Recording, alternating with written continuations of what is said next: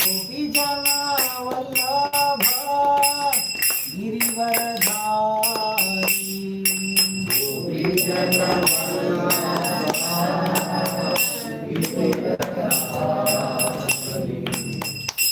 यशोदानंदन व्रज जनरंजन यशोदानंदन यशोदानंदन व्रज जनरंजन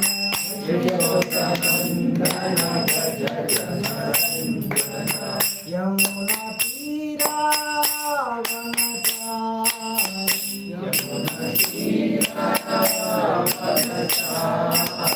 यमुना तीरा वनचारी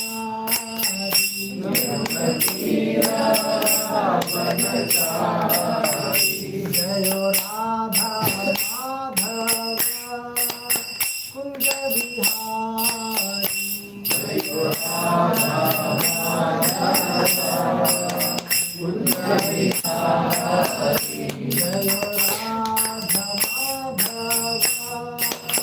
कुंज बिहारी जय Radha Madhav Kunj Bihari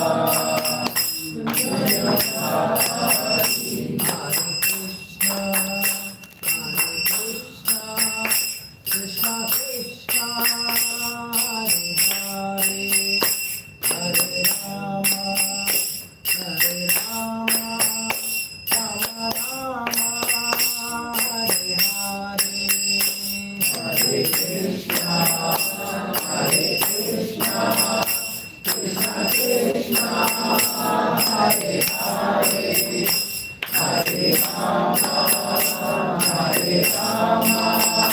Ram Ram Hare Hare Hare Krishna Krishna Krishna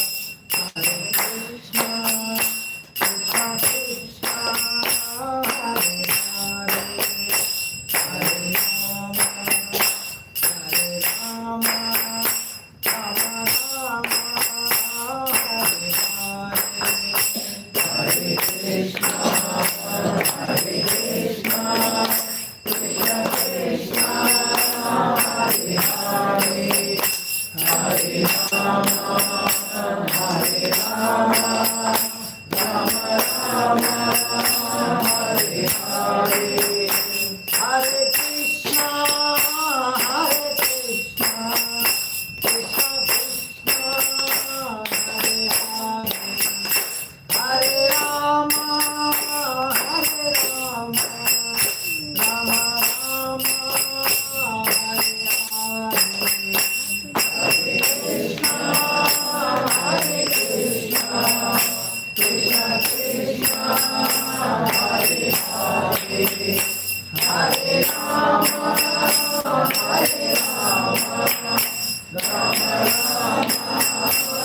Hare Hare Hare Krishna Krishna Krishna Hare Hare Hare Ram Ram Ram Hare Hare Hare Krishna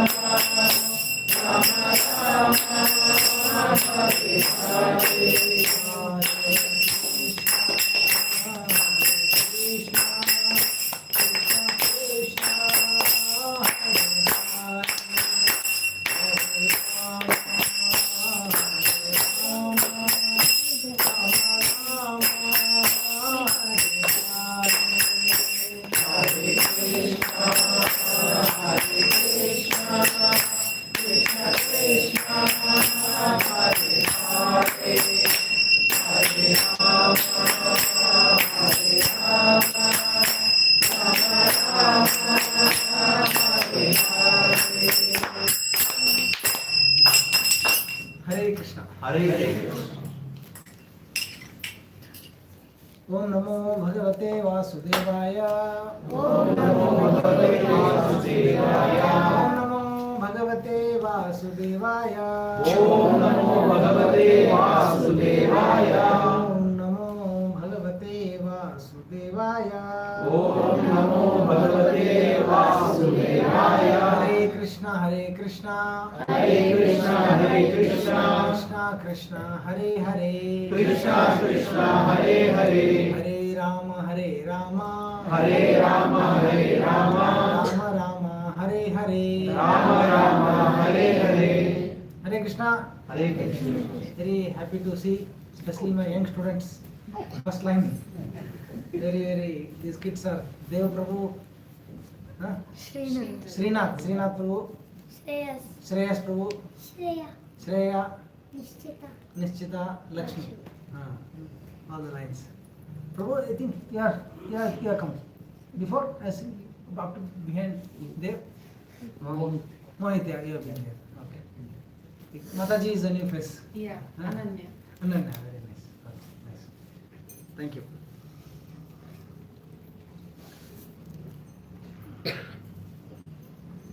So every week we are conducting a Gita study class here.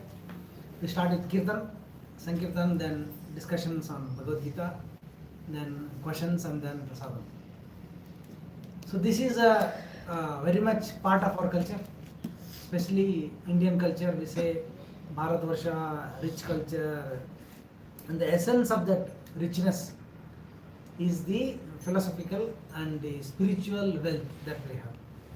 There are many external aspects like the dresses we wear, varieties of foods, that's all just the culture part.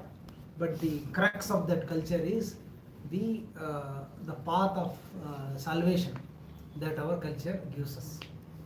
That is the greatest benefit that India is given, and what is that is the responsibility of Indians, Bharatvasis, to give it to the outside world. Bharat भूमि का हेले मनुष्य जन्म जा रहा शन जन्म सार्थक करी करा परोपकार. One who has taken his birth in Bharatvarsha as a human being must make use of this opportunity to perfect his life by spiritual advancement. In fact, the word Arya means, the etymological meaning is one who moves forward. One who is moving forward. Where? To which direction? Moving forward in spiritual progress. Other aspects will come along with us. How much we learn, what we will do, our other accomplishments is already dispatched by our previous karmas. But what is very much important and integral to human life is this culture of sadhana bhakti, which is progressive. So Srila Prabhupada has established this organization, ISKCON institution. Prabhupada himself said, ISKCON is a cultural and educational institution where we are taught about the goal of life, about the purpose of life, how to achieve that goal of life through the instruction of the Bhagavad Gita, Srimad Bhagavatam, and the Vedic scriptures, Vedic knowledge. Yeah? I always told several times, we can live life in two ways. Life is led in two ways. One is called Laukiki Jivan, materialistic way of life, where there is no consideration of what is to be done, what is not to be done, what can be eaten, what cannot be eaten, what is permitted, what is prohibited. There is no discrimination. The present civilization we see, people eat what they feel like eating, they do what they feel like doing, and there is no consideration of Papa Punya or do's and don'ts. That is Laukiki Jivan, which is very risky. And other is Vaidiki Jivan, where human life is led as per the guidelines given in the Shastras, Vedas, the Shastras. Human beings are meant to live life in a certain way, which is very much to be considered, and we should follow that, because that will decide. What I am today is the result of my past activities. Agree? It's very simple. What we do, we'll get it after some time. What I am today is the result of my past activities, and what I will be tomorrow or the next life will be the result of my present activities. Simple formula. However, what I believe, what I did in the past, I am here because of that. And what I am going to do now, that will show up in the future. So by seeing your faces and seeing the environment we are living in, you can safely conclude that all of you are at least did somewhat decent activities in past life. Correct? So you look good, you look well fed, you are in a good environment where you can at least live a dignified life. This is not accidental. Whatever job you are doing, the earnings, whatever you could make, is definitely a result of good activities. And these children are privileged children. They are taken care. There is a facility for them to grow. There is an opportunity. So now, having got this stable environment, there is no limit to how much you can expect. I could have been like that. I could have been like that. There is no end to that. That's why ಬಾರನೆಂಬುದನ್ನು ಬಿಟ್ಟು ಇರುವುದರಲ್ಲಿ ಸಂತೋಷವಾಗಿರು. ನೆಮ್ಮದಿಗಿದೆ ಮಾರ್ಗ ಅಂತ means what is not willing to come, you are inviting that. ಬಾರನೆಂಬುದನ್ನು means I want this, I want so much, it is not going to come. It says I am not coming to you, but you are hankering for that. What is ಬಾರನೆಂಬುದನ್ನು? What is not coming, don't hanker. And what you have, be satisfied, and from that point you make progress. That is the secret of being content and satisfied life. So human life is basically advised how to lead. Advised human life. Acharyas and everywhere it's mentioned that whatever is our circumstance, wherever we are placed, in every aspect, we have to be satisfied with that and be within our limits. We have to do our work within our limits and be satisfied with what comes in, and then utilize at least a good amount of time every day. Every day we have time, we have to do activities. So along with our daily jobs and other activities we do, we have to spend a good amount of time to make spiritual progress or to perform spiritual activities. That is a integral part of our culture. Correct? Earlier, whatever is the occupation, they would do their activities during the day. In the evenings and mornings, they would compulsorily perform spiritual activities. It's their japa, their shastra, then sandhyavandanam, all this. So Prabhupada wanted to revive the practice of spiritual engagement on a daily basis. So Prabhupada taught this, and he gave a proper system of practices. Otherwise it's kept random. Oh, you do some spiritual activity. It's vague instruction. Some people just sit and hear, sit and read. They come up with their own process. That's why to avoid that confusion, Srila Prabhupada gave a defined set of activities. Defined as per Bhagavad Gita. Basically he defined the sadhana beginning with the chanting of holy name. Hare Krishna, Krishna Krishna, Hare Hare, Hare Ram, Ram Ram, Hare Hare. Because in the age of Kali, the most feasible and doable process of sadhana is chanting. Hare Nam, Hare Namaiva Kevalam, Kalau Nasteva Gatiragam. Is repeated twice. Anything repeated means you are stressing on that. Hare Nam, Eva Kevalam. Kevalam is one and only and only. Hare Nam, Hare Namaiva Kevalam, Kalau Nasteva Gatiragam. There is no other way. We cannot sit and study Shastras. It's not easy to study the Vedas, Vedangas. It takes a lot of time and dedication. We cannot do rich yajna yagas. It's not possible these days. Very difficult. And we cannot do elaborate deity worship.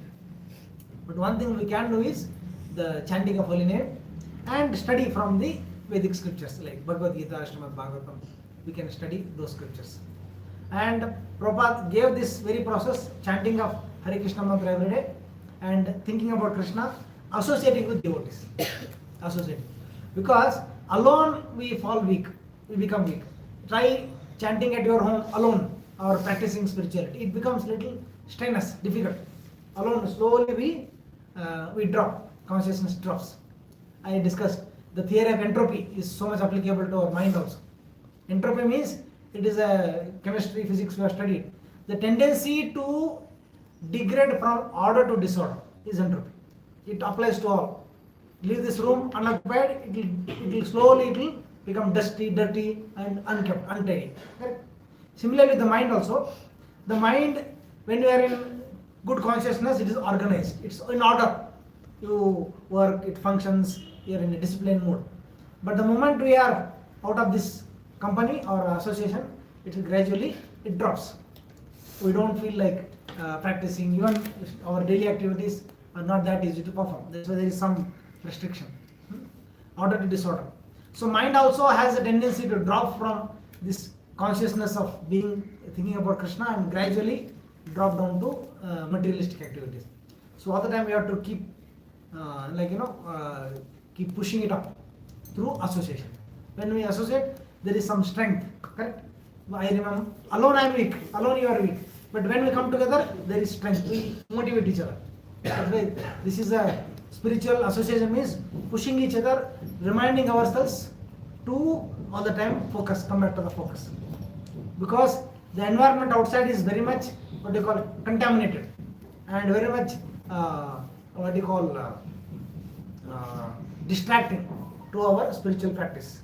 It pulls us down. Previously, that's why you say the environment in the society was very much conducive for doing bhakti. You step out of home, there is a temple, there are archakas, there is some Gita class, there is some Narasimha Purana going on. All the time there is one or the other event connected to Bhagavan or bhakti. So it's easy to remind again and again. But now if you go out, there are all the facilities to take our consciousness away from God consciousness. And there is a cinema to see, there is a mall to go and shop, there is so many indulgences. We saw 2 days ago what all happened in Bangalore. So people completely live a shameless life. All of them are drunk and out on the road all night. Correct? So this is a degradation of consciousness. So it's degrading each passing day. These are the symptoms of where we are heading towards. Correct? There was one small survey many years ago about are we making progress as a society or not? It's a good question, right? We are doing so much. The technology is coming up and so many things, gadgets are catching up. The quality of life is what they say is increasing. So that should show up in the quality of life also. Only the living conditions are increasing, are getting better. What about life itself? Our quality of life, is it increasing? So there is a survey and the question was asked to a mid-school or a high school teachers. A questionnaire was given to high school teachers. What are your complaints against your students? That was the question. It was done in the 30 years ago and recently also, over years. In the previous about 30 years ago, the complaints were the students sometimes they don't show up to the classroom, they make noise when the teacher is not there, they fight among themselves, they scribble on the wall. These are the complaints of teachers against students, about students. And the same thing after this technology, everything caught up, getting better. The complaints were drug addiction among students, and there is teenage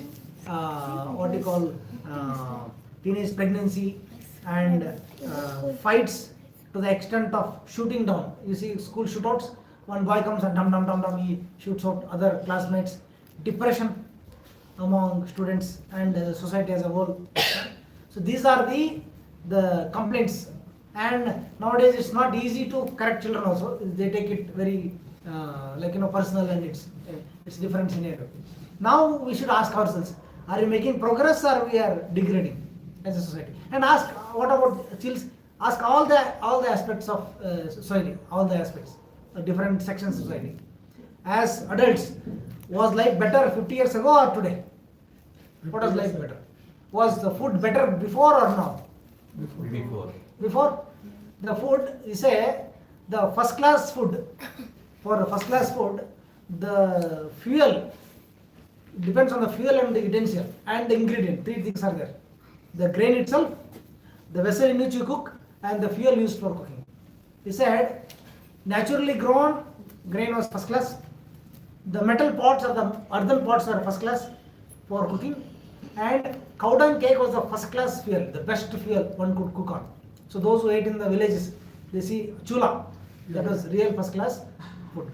And even for taking bath, the water heated is, sun heated is the best water.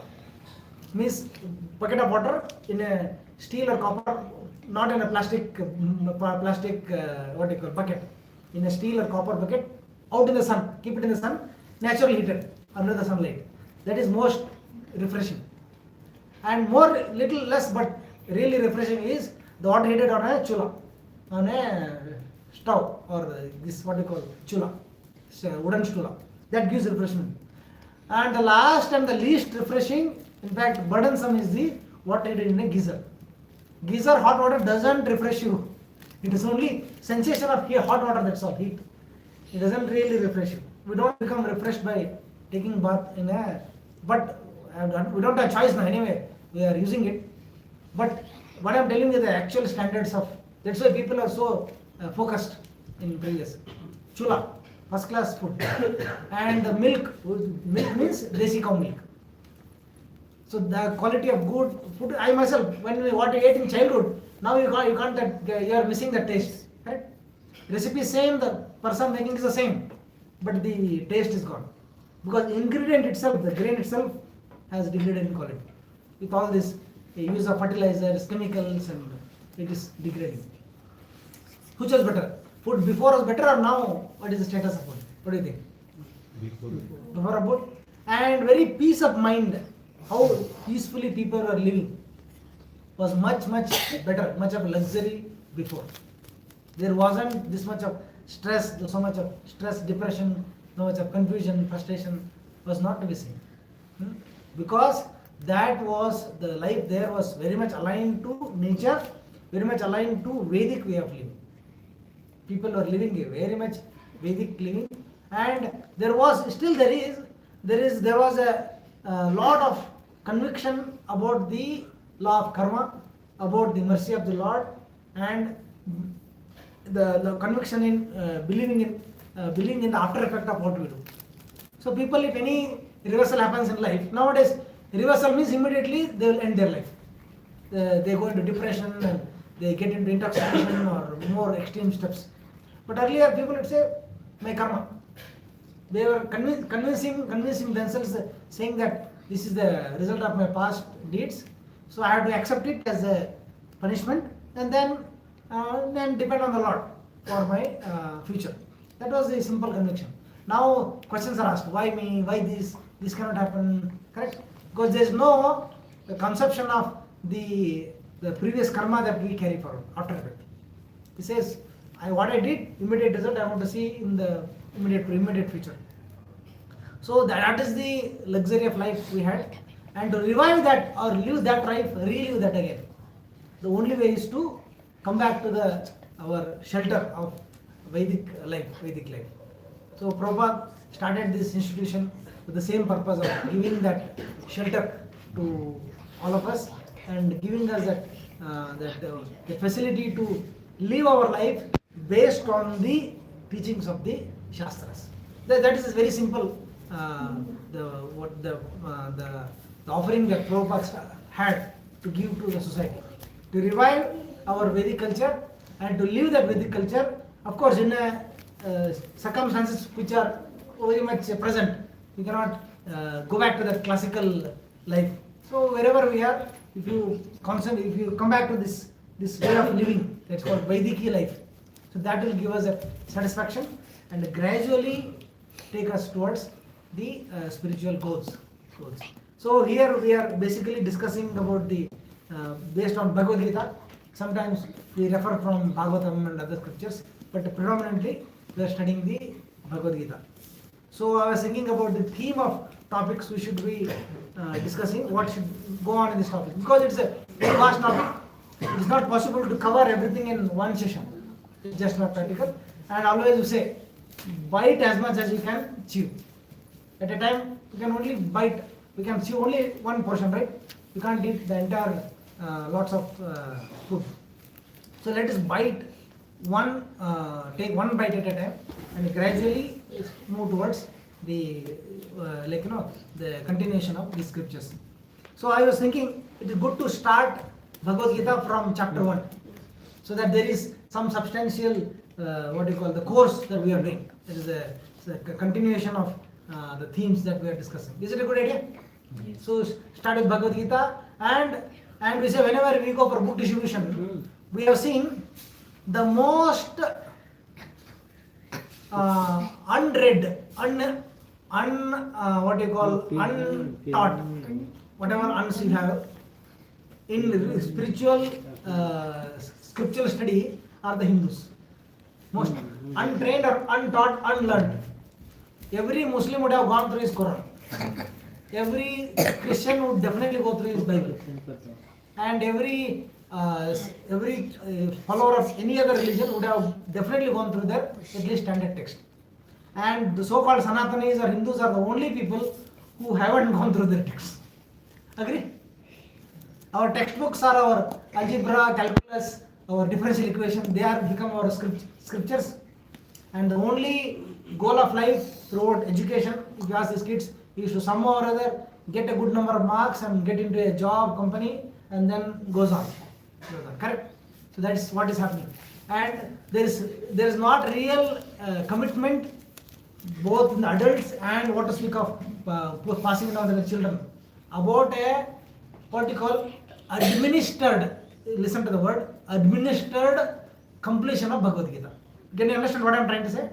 Administered completion of Bhagavad Gita. What do you understand by administered completion of Bhagavad Gita? Yes. Administered completion of Bhagavad Gita. I'll give an example. The mother ensures administered intake of medicine.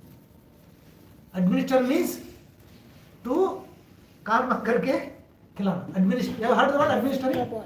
Administering medicine, administering some discipline. Administration means it is made sure it is imposed, it is done.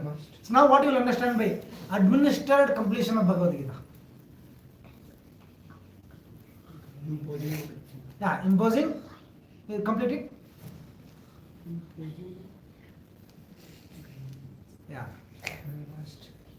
Okay. You want to try? Administered completion of Bhagavad Gita, or administered completion of the reading of Bhagavad Gita. Administered either self or by the family. This is a very good statement. This is what has to be done actually. It is happening in all the paths, all the religious paths. It is very much happening. It's not in our, some or other it's missed it. Now if I ask most of you who have crossed their 20s, have you completed Bhagavad Gita? Once, verse by verse? How many will say? Very good. One would have done a PhD or a MPhil or anything. But if you ask him, have you covered the entire Gita verse by verse, all the 18 chapters? Answer, most would say no. No, because they haven't been administered. Now, anybody wants to complete the explanation of administered completion of the reading of Bhagavad Gita? One more example. Yeah. Tell me, you want one more example? They are not forced or. They are not. One more example is the parents ensure administered completion of homework. For your example. Ensure, okay. Now, that's correct, you got the word. Now tell me what is meaning of administered completion of the reading of Bhagavad Gita? Authorized. Huh? Authorized by authority. Authorized only. Authorized Bhagavad Gita. Bhagavad Gita authorized. I am saying administered completion. What is your understanding? Ensured completion of Bhagavad Gita. Yes. By whom? By Who should complete? Ourselves. Ourselves. Ourselves. Means he came very close. Very close. Yeah. So he is saying in our culture we are all from the Sanatana Dharma background. There should be a system in every family where the children and the adults, ourselves, if you haven't, at least start now. At least this is a good thing to think about. Is a statement for task to do, things to do. That's why I call it TTD. Myself, I put it as Lord's name. Things to do. We have a task. One task we must take up on priority. if not completed, and very much applicable to children is, as the parents are very keen or administer means give by force. Because if mother doesn't force the child to take medicine, the child will not take because it's bitter, it doesn't like. But not taking medicine, is it an option? What will happen if the child doesn't take? The health will worsen, there will be complication. So it is for the benefit of child that the mother, like it or not, she will make sure that the child takes the medicine. There is no option. Like it or not, it is given. That is the mercy of the mother upon the child. Agree. So administered completion of Bhagavad Gita means every family, both for adults themselves and the children, they should ensure that everyone in the family, every single person, from child to the adult, up to the elders, everyone in the family has gone through the entire Bhagavad Gita at least once. Excuses like children have to catch up with the board exam, they have to accept the entrance exam, that is not an excuse. So it takes hardly 15 minutes to complete. So this should be the what you call the basic practice in every family to administer the complete reading of Bhagavad Gita. Does it make sense? Is it not fair? Isn't it fair? Not fair to at least do one decent reading of complete Bhagavad Gita. Correct, bro? I'm asking for too much. No. Is the bare minimum, right? Is it too much of to ask for? No. I'm not asking you to cover entire Bhagavatam.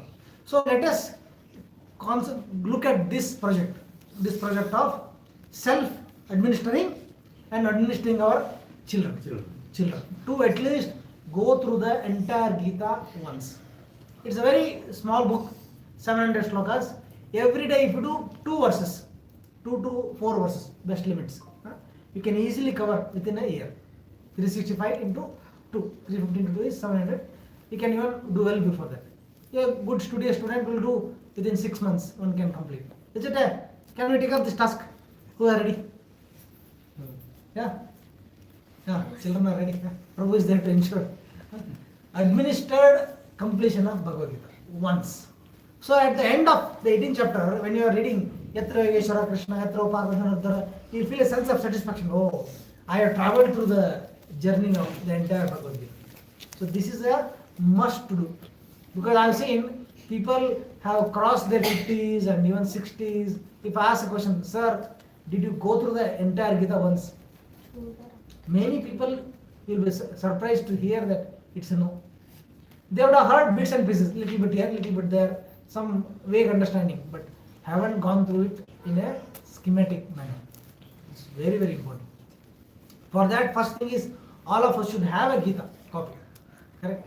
Without the book, what will you read? Correct? So all of us should keep a Gita of Srila Prabhupada has written very nicely, along with he has given the sloka, then word to word translation, Sanskrit to English translation, and then the translation purport. So it's a very much important study. Very good. And in a class, we really cannot go through every line by line, because for the given time we have, earlier they used to sit for hours at a stretch. Old day they used to, like classroom teaching. Now it's not happening. So what we can do here is do the summary of what we study at home.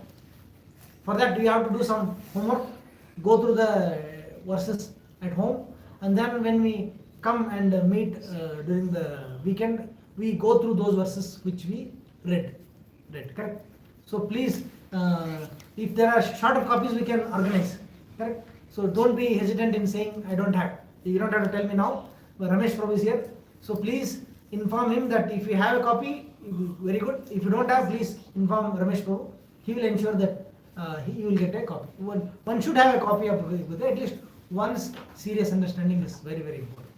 So what we will be doing here is, we will go through the entire Bhagavad Gita, one by one, as much as possible, and also take up questions and then dive deep into those meanings. And it's very important, Prabhupada has given a very good preface to the Bhagavad Gita. So the preface Prabhupada writes that basically he had written this Bhagavad Gita in a very short form, with just a few verses, and seeing the demand for more audience and more people wanted to read the book, he gave a detailed verse by verse with commentaries. And every line is so precious and so well written. He says, Our Krishna consciousness movement is genuine. It's not a fake. It's not a startup. It's not a what do you call whimsical imagination. Genuine, historically authorized, natural and transcendental, due to its being based on Bhagavad Gita as it is.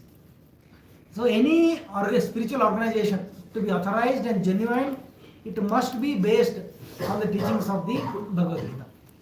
One's own self-assumed thought process. Nowadays it is fashionable to come up with thoughts which appealing to public, which appeals to public, like peace, mind, love, focus. Some concepts they cook up which appeals to public, and with those concepts they register an organization, so called it, and spiritual organization, which is not necessarily spiritual. Being emotional, appealing thoughts, striking thoughts, amazing thoughts need not necessarily be spiritual. Spiritual comes when it connects to the spirit. If it is not addressing the crux of the spirit, that is the Atma, the Paramatma, Bhagavan, and the teachings of Bhagavad Gita, it is not spiritual. It can be called as a yoga academy or yoga society. That's fine, but not a spiritual organization. So Krishna conscious movement is genuine because it is based on the teachings of Bhagavad Gita. That's why it is long lasting. See, these startups will come and go. Many startups came, many startups went. First, they are they are what you call they are trendy for that situation, that time. But long term, they will not sustain. They will not sustain. And the only the spiritual paths which sustain in the long run are the ones which are based on the scriptures. Like so many gurus came and went, but who are the gurus whom society still respects and worships? What are the names of the spiritual masters whom the society accepted over substantial centuries together, over a period of centuries? Who are the gurus who are accepted? Name a few. Madhvacharya, Ramanujacharya, correct? Shankaracharya, and Nimbarkacharya, correct? So these are the gurus whom the Raghavendracharya is very much popular. So have you seen any fashionable gurus who came once in a while, came up with some striking idea and had their own followers for a while? Are they being accepted by society as a whole and worshipped with respect? No. They are appreciated for a time being. But the acharyas who are really accepted by society are the ones who taught the scriptures. Agree? Because Ramanujacharya, Madhvacharya, Raghavendracharya, they taught from the scriptures, from the Bhagavatam. And they wrote commentaries on that. That's why it is bona fide. So to check if the organization is really bona fide and authorized, you should just see what is the text it is based upon. Is it based on a certain spiritual text? Now our Guruji has written some lines, he has written some golden thoughts, we are running on that. It won't last time. You cannot really trust. They may have some good techniques for being focused, mind, this and that, but that is not long, substantial spiritual path.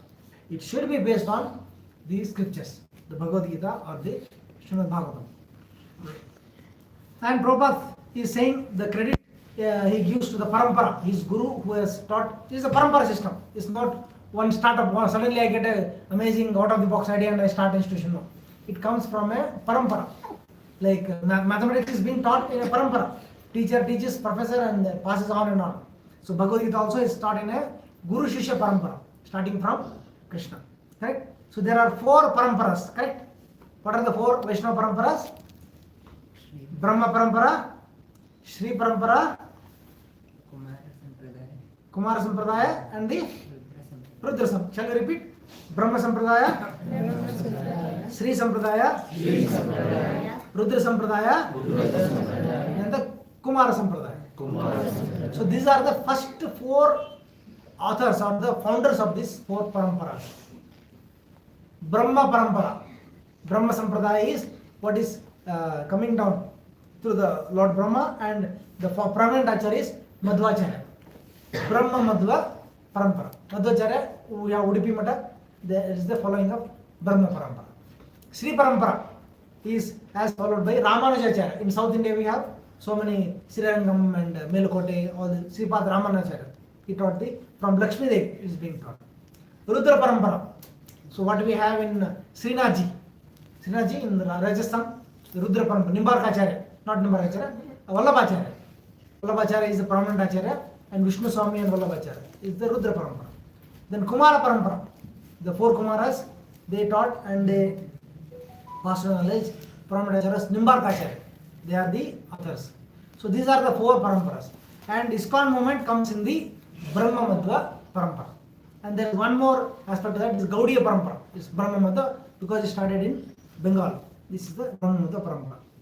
And okay, what is proper teaching here? Our only purpose to present this Bhagavad Gita as it is, in order to guide the conditioned student to the same purpose for which Krishna descends to this planet once in a day of Brahma, or every kalpa. So this is what is the purpose of Bhagavad Gita. Later also Prabhupada explained. The purpose of Bhagavad Gita is to uplift mankind from the darkness of ignorance. Asatoma Sadgamayam. So to pick people from this darkness up to light. There is a lot of ignorance about ourselves, ignorance about the world around us, the entire the clarity about what is all in all, what is all about. There is a lot of confusion, and it is mostly limited to the present life. Many people say, I am living life, the way it's going, whatever I am doing, some occupation, it goes on, it will go on. After at the point of death, it will end. Either many people say, once Prabhupada asked one Sundays, what will happen after death? What will happen at the end of life? He didn't have any idea. He was a Christian follower. He said, Swamiji, after I die, everything is finished. My existence is complete. I am done. My existence is terminated. Is it like that? Does my existence end at the time of death? My existence continues. Correct? Jatasya dhruvam mrityu dhruvam janma mritasya cha. One who has died has to take birth again, and who is born has to die. It is a cycle of birth and death. It is a cycle. The Atma, very, very simple. When you look at a dead body and a living body, there is so much of difference. The same body, same person, but when the life is gone, we can clearly see that something very, very important in that body has gone, is missing. That is the Atman, correct? Life. When life goes out, then we cannot relate to that individual, because of when that life is the symptom of the soul, presence of the soul. An intelligent person takes care of his future journey, destination after his departure. So that's why many places Shastras again and again repeat the same thing, that present human life is a great opportunity to prepare for a spiritual future. Two things will happen. When we are living now presently, we are doing our activities, our life is continuing. At the end of life, two things will happen very clearly. One thing is, either we continue in the cycle of birth and death. The cycle of birth and death, karma, because of karma I get next life, because of that karma, the cycle of birth and death continues. One destination.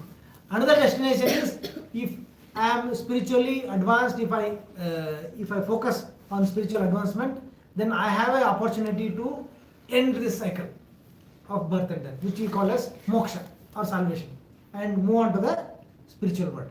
This is the basic fundamental truth.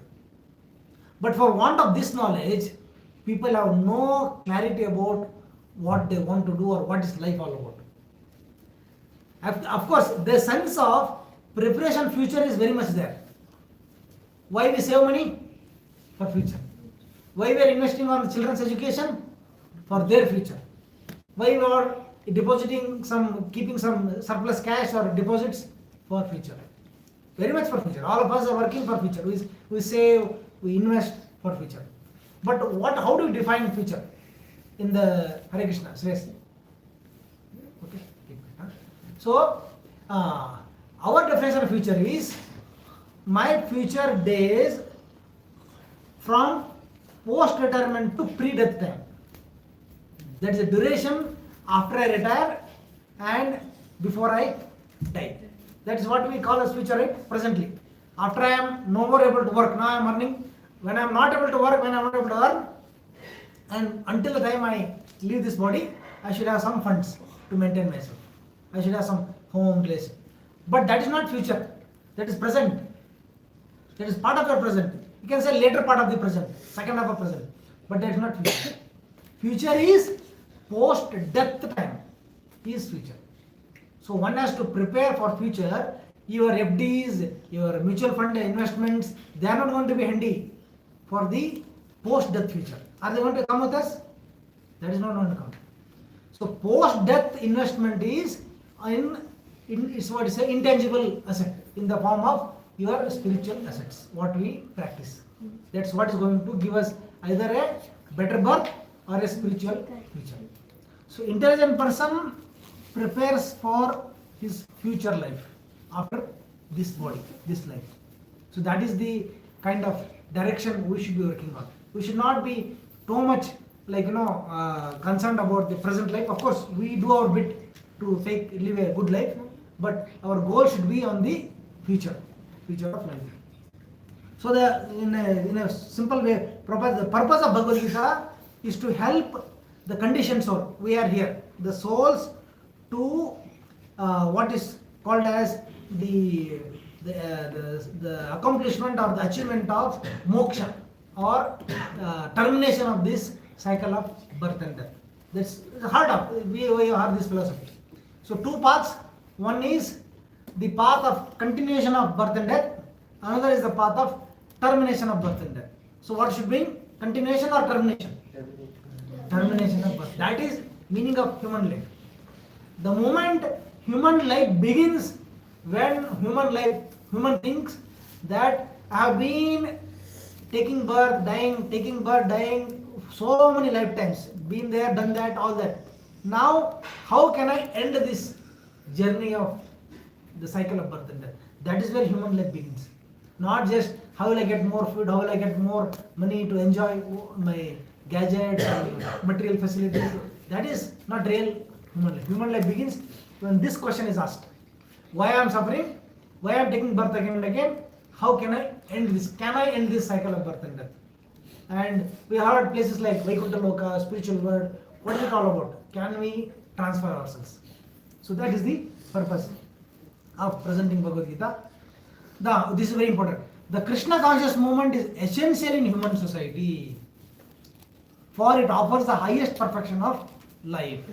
It's very much essential. No, it's not. What is real essential? What are the things which are real essential in our life? Presently, we say food is essential, water is essential, pranavayu, the other facilities are very much essential. These are the considered essential. And we say for children, education is essential, food is essential. Yes, these things are certainly essential. But more than all these, along with all these, and more than all this, what is the real essential is the gift or the culture of God consciousness, which alone can. So what is really essential is this culture or practice of Krishna consciousness.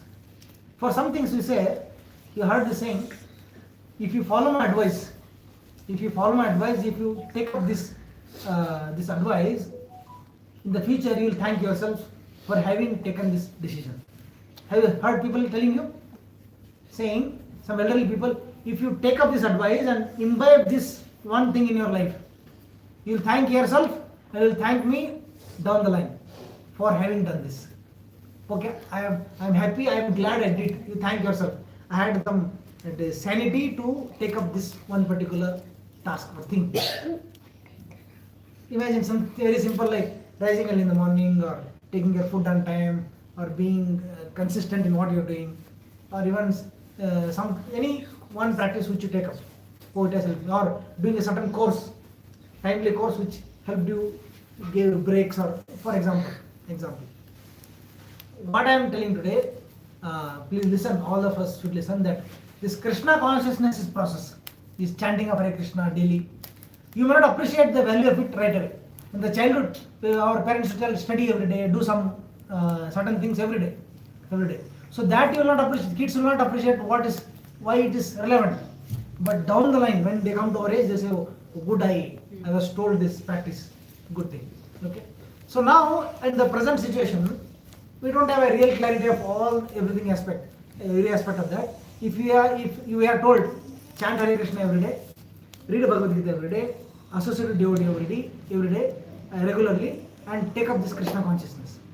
If you do this practice, if you follow this process, I would say you will thank yourself in the future. And more than anything, and not yourself, your soul will thank you. Your soul will thank you for, our soul has been begging to us, please, let me go where I came from. If you bring someone by force into another environment, the only thing you will ask is, please let me go where I came from. Let me go home. Right? Environment, if it doesn't like, so please let me go where I am. The soul has been hankering. Now we don't see because it's covered, such thick darkness, all of us. However, happy or so-called comfortable we are placed in, but the soul, our real being, is not at all happy in this environment. It has been hankering or literally begging for the salvation or liberation from this material existence. It has been praying to go back to its home.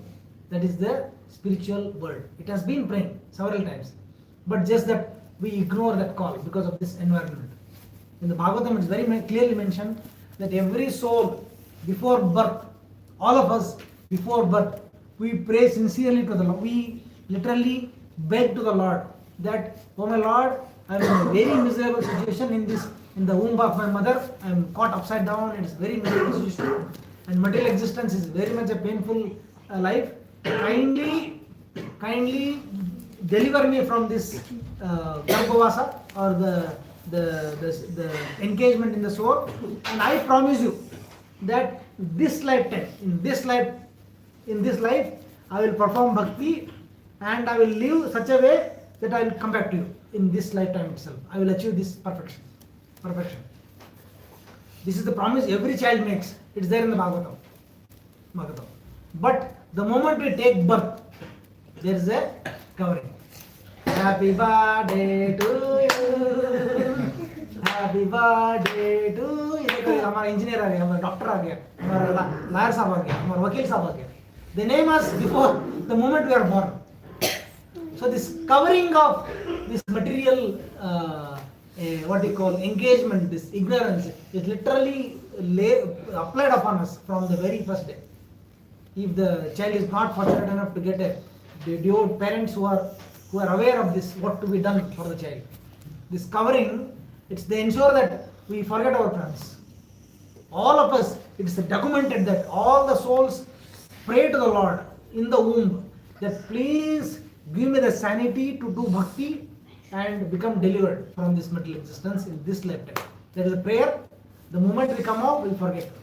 That's why Acharya has come to remind us. What is it? Rakho vachana manumora. Please, Bhaktivinoda Thakur says, Rakho vachana manumora. My dear brother, please remember the promise you gave to the Lord before coming out of the womb of your mother. Prabhupada very clearly again mentions, we should live the present human life in such a way. We must live the present human life in such a way that we will not take birth again in this material world. That is the mission statement for human life. We should live life such a way that we don't take birth again. What kind of life we should live to not take birth again? Ramesh Prabhu? What kind of life we should live to not take birth again? Spiritual life, correct? Where you think about Bhagavan, where you think about the moksha patha. If you are again engrossed in the same, material engagement, we are certainly headed for a comeback again. So that is the real accomplishment of human life. This is the very clearly defined, and there is no confusion on the message of Bhagavad Gita. This is nice. People in general, this is our present, I will end with this. People in general, especially in the present age of Kali, are enamored by the external energy of Krishna. very much attractive because it's very flashy, it's very much attractive. What you call as bodily existence, Dehatma Buddhi, thinking about body, bodily comforts, material life. We are enamored, attracted by the external energy of Krishna, and they wrongly think that by advancement of material comforts, every man will be happy.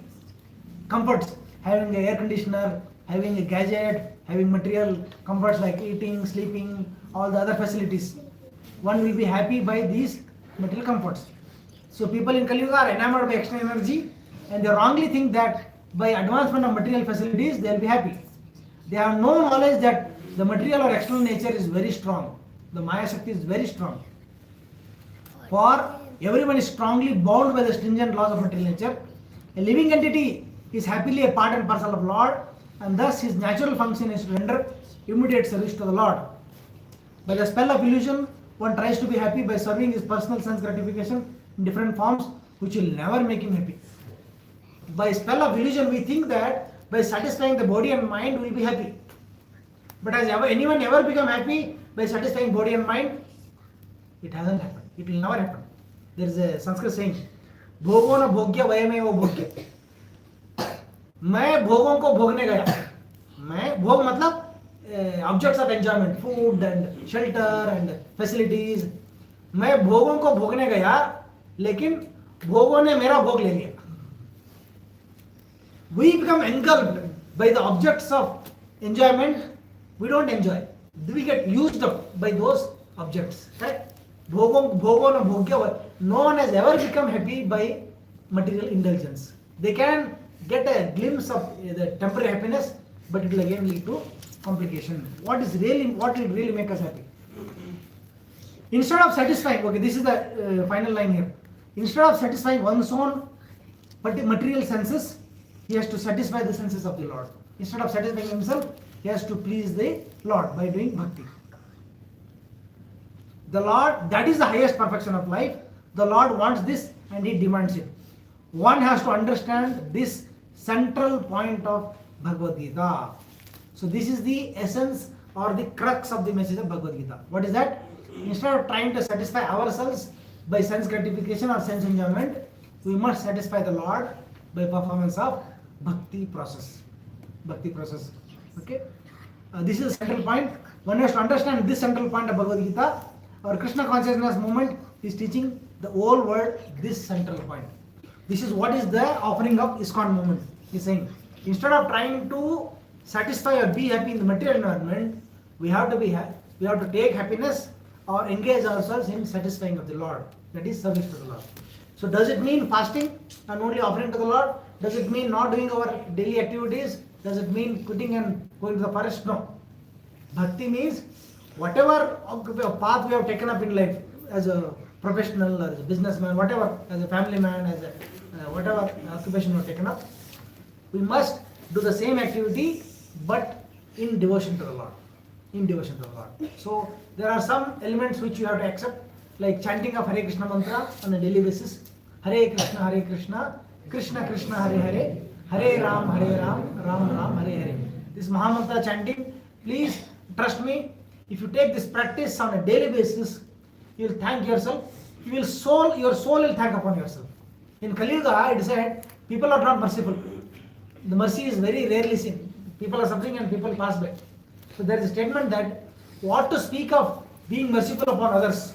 In Kali Yuga, people are not even merciful upon themselves.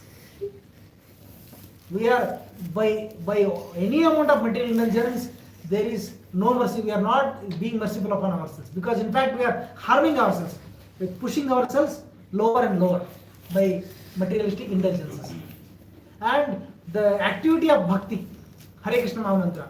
Trust me, I have experienced, those who have done, we have experienced, you also heard of it, you might also experience to some extent.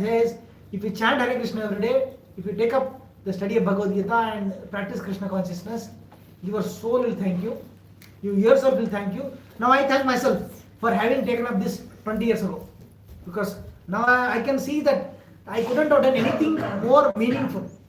Of course, I've been doing other things also all along, but I couldn't have done anything more meaningful, more helpful to myself than having taken up this Krishna Bhakti process. Isn't it, Prabhu? you'll thank yourself for what you took up, for what purpose. Yes, Prabhu? All of us. This is the, down the line you will thank yourself, your soul will thank you more than anything else. Because that is the craving of the soul. We have to satisfy that. Srila Prabhupada is again and again he has mentioned the same point that our Krishna consciousness movement is giving this nourishment. When one statement Prabhupada said, today's world, why so many problems today? Today's world is suffering from spiritual starvation. That's why this restlessness, lack of meaninglessness is just walking without any sense of direction. And many people don't even sit and think like this. You know, very few people sit and think, what is life about, what is material, what is spiritual, what is all about, is there any sense of direction, where I am going, what will hand. Very few people even spend little time on this. There is no time. Only time spent on accumulating assets, accumulating money, and enjoy. Eat, marry, drink, wine. This subtle thinking, have you seen people who sit and think like this? What is life all about? Is it? Very rarely people think. So this is human life, to sit and think about the fine aspects of life, the destination, where we are heading. This is the rescue part. Of course, having said this, all of us are free to either carry this home or drop it here and go. Purely voluntary, right? There is no real compulsion on this. You are absolutely free to take it, meditate along with what I have heard today, or drop it and go home. But what will really save you, what will really protect us, is leaving behind or continuing this meditation. What do you think? Continuing on this, thinking about, deliberating on these aspects, fine aspects of life. So kindly meditate on what we have discussed today. The message is very simple. The soul's satisfaction can come only from spiritual services, because by nature the spirit is chit vastu, spiritual substance. And the message of Bhagavad Gita is very clear that we have to live this life in such a way that we do not continue this cycle of birth and death, and we are liberated for good and go back to the spiritual world. So this is Indians, we have heard this philosophy. So these words are all in the air. We just have to put them together and get a solid understanding of what is about. So next week I will be starting with the first chapter of Bhagavad Gita. We'll go. This is the essence, the crux of the Bhagavad Gita. I'll start at chapter 1. So kindly read chapter 1 and come, so that there is more engagement and participation. Any one or two questions for me from what we discussed today? Okay, yes, Prabhu. Prabhu, you told that next Saturday you that Japamala. He told he'll give everyone. Yeah, we had given to most people. We have some stuff. Yeah, can you bring? Prabhu, we have to tell shloka also in next class. Chapter 1. Yeah, you can learn some shlokas. First chapter learn shlokas, and we'll discuss. Along with shloka, see the meaning also. Do you have Japamalas? Yeah. What is the time now? 8:45. Prabhu, he 8:45. For at least 1 minute we will chant together, and then we will say Hare Krishna, Krishna Krishna, Hare Hare, Hare Rama, Rama Rama, Hare Krishna, Krishna Krishna, Hare Hare, Hare Rama, Rama Rama, Hare Krishna, Krishna Krishna, Hare Hare, Hare Rama, Rama Rama, Hare Krishna, Krishna Krishna, Hare Hare, Hare Rama, Rama Rama, Hare Krishna, Krishna Krishna, Hare Hare, Hare Rama, Rama Rama, Hare Krishna, Krishna Krishna, Hare Hare, Hare Rama, Rama Rama, Hare Krishna, Krishna Krishna, Hare Hare, Hare Rama, Rama Rama, Hare Krishna, Krishna Krishna, Hare Hare, Hare Rama, Rama Rama, Hare Hare. Okay, today we we are not chanting on the beads, but this is for all of us, those who do not have their own japamala at home. So the process is, we hold the beads between these two fingers. These two fingers. Okay? Between these two. Can you hold and show me? These two fingers, yeah. Between these two fingers. Like this. It is resting on the middle finger and we are placing it here. So we hold like this, and on each bead we chant Hare Krishna mantra full. Hare Krishna, Krishna Krishna, Hare Hare, Hare Ram, Ram Ram, Hare. After finishing one mantra, I push it back and go to the next bead. Hare Krishna, Krishna Krishna, Hare Hare, Hare Ram, Ram. Then I move on one after another. After, if I go around like this, I would have done 108 mantras in one cycle. And if you want to continue one more japa, don't cross this bead. You have to turn around. You come here, turn around, and go back here. When you come here, again turn around. So we go back. So every day, it's simple. It's hold like this and chant Hare Krishna, Krishna Krishna, Hare Hare, Hare Ram, Ram Ram. So this is the process for Kali Yuga chanting. And what is the after effect of chanting? That you will get know only when you personally chant. Because how gulab jamun tastes, I cannot explain by words. The only way to understand is to eat it. So what is the experience one goes through by chanting cannot be described. Even if I describe, you will not get it. So best way to get it is to chant. Okay. All of us will do one round at least. 1 or 2 rounds. You can spend time on this. That will be really very blissful experience. Any questions? Back of this. Kota. Prabhu, he's putting down. Don't put it on the floor. So you have to chant. He's saying to wear this and to fill the food. We should wear or we should No, you should. No. It's for You chanting. should hold. It's for chanting. Now everybody has a bead. Their own person. You have a bead. Your own. Okay. You will put it. We'll get it. Okay. You will. Ramesh will. Any questions? Philosophical questions? Yeah. So you told we can't understand Vedic scriptures, Yeah. and only way is Hare Krishna only. Yes. Then why we are studying Bhagavad Gita? We can understand the Smriti Shastras. There are 2 scriptures, Shruti Shastra and Smriti Shastra. Shruti Shastra is the 4 Vedas and Vedangas. Rigveda, Yajurveda, Samaveda, the Brahmana, Aranyakas, the Upanishads. They are the Shruti Shastras. For that one has to study the Vedangas first. The Vyakarana, Nirukti, then there is Jyotisha, then there is Kalpa, Shiksha, Chandas, 6 Vedangas one has to study. So that Prabhu. It takes several years of study Vedangas, then you take up the study of Vedas. So that is not possible for everybody. But the Smriti Shastras, what are Smriti Shastras? The Bhagavad Gita, the Mahabharatas, this Kapada Mahabharata, Mahabharata, Ramayana, the Upanishad, the Puranas. They are the Smriti Shastras, which are meant for the common man, common people. Which is story form, conversation form, easy to understand form.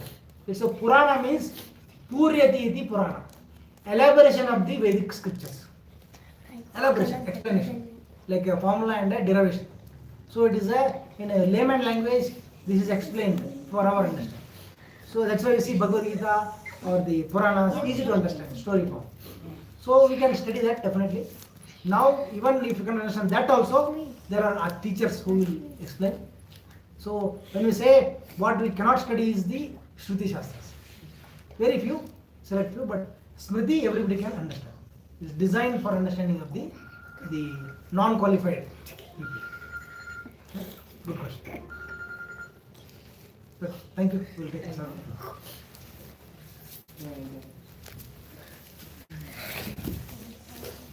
Hare Krishna.